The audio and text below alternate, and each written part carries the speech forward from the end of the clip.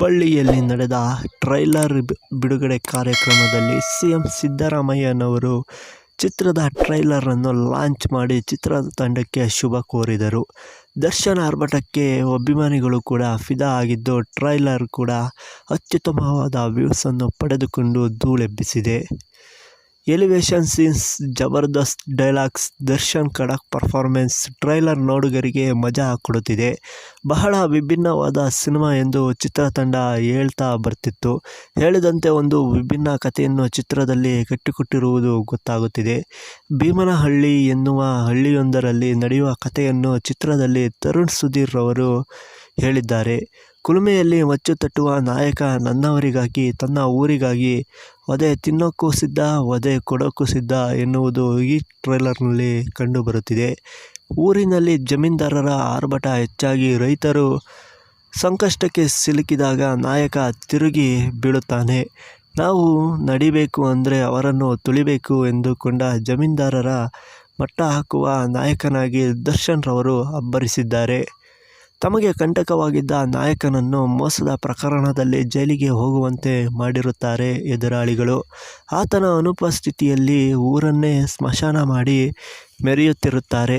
ಮತ್ತೆ ಜೈಲಿನಿಂದ ತಿರುಗಿ ಬರುವ ನಾಯಕ ಅವರನ್ನೆಲ್ಲ ಹೇಗೆ ಮೆಟ್ಟಿ ನಿಲ್ಲುತ್ತಾನೆ ಅನ್ನೋದೇ ಚಿತ್ರದ ಒನ್ಲೈನ್ ಸ್ಟೋರಿ ಎನಿಸುತ್ತಿದೆ.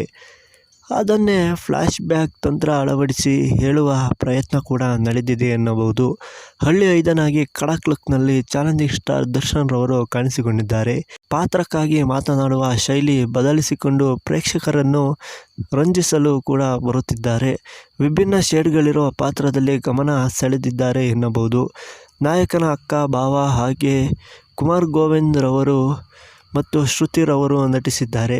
ಊರಿನ ಜಮೀನ್ದಾರನಾಗಿ ನೆಗೆಟಿವ್ ರೋಲ್ನಲ್ಲಿ ಜಗಪತಿ ಬಾಬು ಮಿಂಚಿರುವುದು ಗೊತ್ತಾಗುತ್ತಿದೆ. ಇನ್ನುಳಿದಂತೆ ಅಚ್ಯುತ್ ಕುಮಾರ್, ವಿನೋದ್ ಆಳ್ವ, ಅವಿನಾಶ್ ಬಿರಾದಾರ್ ತಾರಾಗಣದಲ್ಲಿದ್ದಾರೆ. ರೆಗ್ಯುಲರ್ ಕಮರ್ಷಿಯಲ್ ಸಿನಿಮಾಗಳನ್ನು ಬಿಟ್ಟು ದರ್ಶನ್ ಒಂದು ವಿಭಿನ್ನ ಪ್ರಯತ್ನ ಮಾಡಿದ್ದಾರೆ ಎನ್ನಬಹುದು. ಅವರಿಗಾಗಿ ತರುಣ್ ಸುಧೀರ್ ರವರು ಅಂಡ್ ಟೀಮ್ ಸಾಥ್ ಕೊಟ್ಟಿದೆ.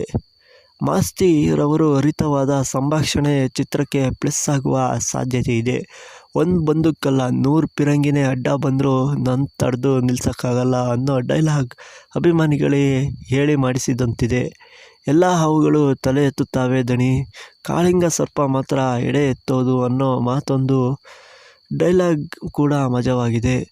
ಇನ್ನು ಟ್ರೈಲರ್ ಕೊನೆಗೆ ದರ್ಶನ್ ಕೋಣ ಹಿಡಿದು ವಯಸ್ಸಾದ ವ್ಯಕ್ತಿಯ ಲುಕ್ನಲ್ಲಿ ಬರುವ ಸನ್ನಿವೇಶ ಸಿನಿಮಾ ಬಗ್ಗೆ ಮತ್ತಷ್ಟು ಕುತೂಹಲ ಕೆರಳಿಸುವಂತೆ ಮಾಡುತ್ತಿದೆ. ಮೊದಲ ನೋಟದಲ್ಲೇ ಟ್ರೈಲರ್ ಗಮನ ಸೆಳೆದಿದೆ. ಅಭಿಮಾನಿಗಳು ರಿಪೀಟ್ ಮೋಡ್ನಲ್ಲಿ ಕಾಟೇರ ಟ್ರೈಲರ್ ನೋಡಿ ಎಂಜಾಯ್ ಮಾಡುತ್ತಿದ್ದಾರೆ.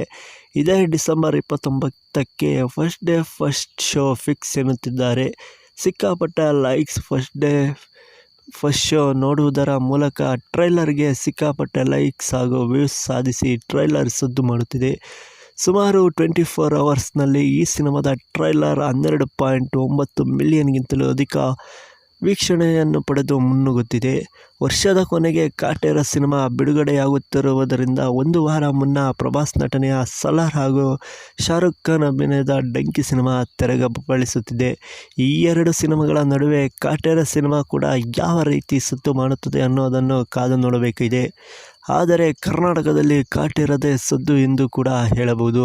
ಕರ್ನಾಟಕದಲ್ಲಿ ಕನ್ನಡಿಗರ ಹಾವಳಿಯೇ ಇರುತ್ತದೆ ಹೊರತು ಬೇರೆ ರಾಜ್ಯದವರ ಹಾವಳಿ ಇರುವುದಿಲ್ಲ. ಕಾಟೇರ ಸಿನಿಮಾವು ಕರ್ನಾಟಕದಲ್ಲಿ ಅತಿ ಹೆಚ್ಚು ಬಾಕ್ಸ್ ಆಫೀಸ್ ಕಲೆಕ್ಷನ್ ಮಾಡುವ ವರ್ಷದ ಕೊನೆಯ ಸಿನಿಮಾವಾಗಲಿದೆ ಎಂದು ಕೂಡ ಹೇಳಬಹುದು. ಹಾಗೆಯೇ ತಪ್ಪದೆ ನಮ್ಮ ಚಾನಲನ್ನು ಸಬ್ಸ್ಕ್ರೈಬ್ ಮಾಡಿಕೊಂಡು ಇನ್ನಿತರ ಸಿನಿಮಾಗಳ ಮಾಹಿತಿಗೋಸ್ಕರ ಪಕ್ಕದಲ್ಲಿರುವ ಬೆಲ್ ಐಕಾನ್ನ ಕ್ಲಿಕ್ ಮಾಡಿ. ಮತ್ತೊಂದು ವಿಡಿಯೋದಲ್ಲಿ ಸಿಗೋಣ. ಎಲ್ಲರಿಗೂ ನಮಸ್ಕಾರ.